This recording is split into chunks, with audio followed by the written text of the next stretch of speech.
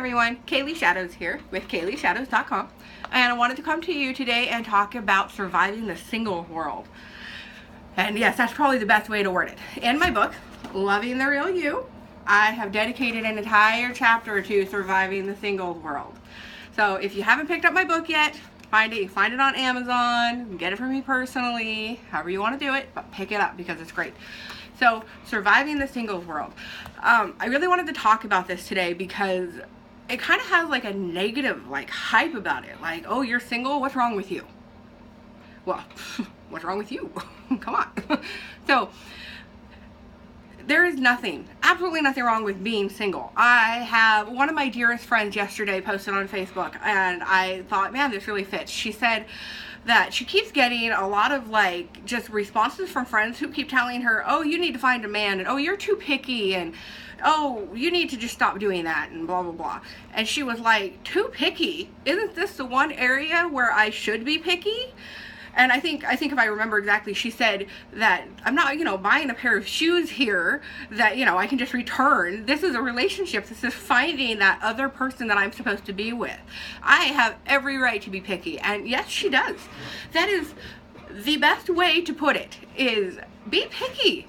Don't settle for something because you don't want to be single. I see it happen all the time. I see these amazing, strong women that I know who will be in a relationship and eventually it kind of comes to the point where they're like, what am I doing with this doofus? I shouldn't be with him. But they don't want to be single, so they put up with it for probably a lot longer than they should until eventually they're like, I can't take this anymore. I'm either going to kill him or myself. I have to just end the relationship. And so then they do. I also see a lot of times that people will wait until they have met someone else before they move on to the next relationship because they don't want to be alone. Being alone can be scary. Personally, I've been there. I've been divorced and met an amazing man who I'm married to now. And it's great, but I had that moment too where I was, going to bed by myself at night, and I was married 14 years, and to all of a sudden be going to bed at night by myself and not having a man in the house, it was extremely weird. And there were times I think even myself I questioned and thought, oh my gosh, did I do the right thing? Should I maybe bring the guy back, or what should I do here? And oh, so glad I didn't, because if I had, I wouldn't be with my husband now. So holding out for the person who's right for you is perfectly okay. One of the best things I can ever say, and this is advice I give to anybody, especially if they're about to get married or something like that, and they're like, what kind of advice can you give me? Is that people don't change. You change as you get older and stuff like that. Don't get me wrong, I'm not saying that change is impossible. But the overall person that you are always going to be. And I don't mean something silly like my favorite color is blue and now it's purple or whatever and stuff. Not something stupid. I'm talking about something real. If deep down you have these strong feelings about certain things, animal cruelty, whatever it is, it doesn't matter. That's not going to change. You're not going to one day wake up and go, oh, I don't care now. Because it's not how that works.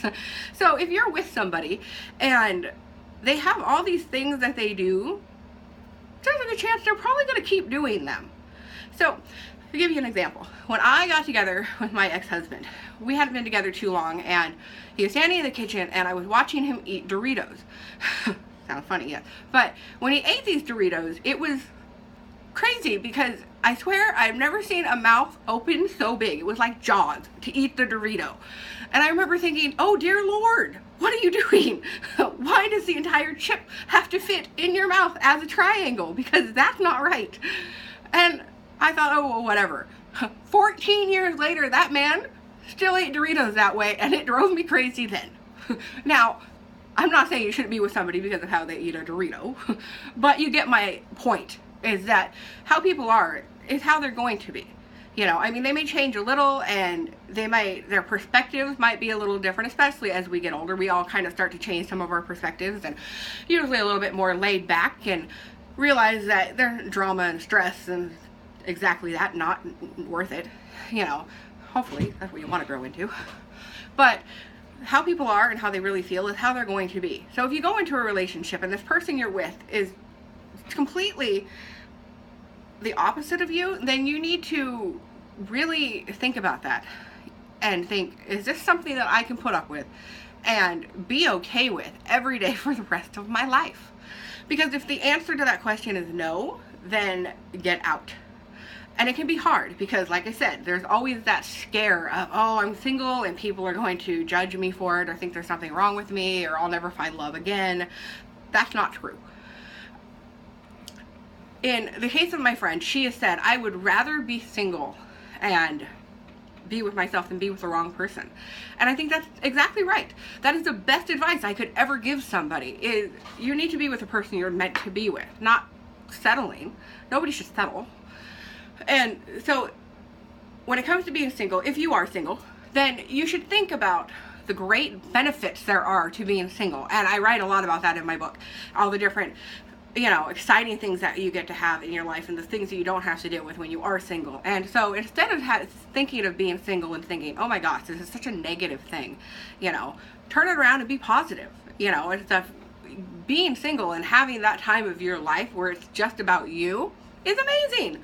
Enjoy that. Embrace that time. Because once you're with somebody, your life isn't just about you anymore. It's about the two of you and you becoming one. So that other person that's supposed to become that other half of you, you need to make sure that they're the right fit. Because if they're not, they never will be. So once again, pick up my book. And have a great day. Lots of love.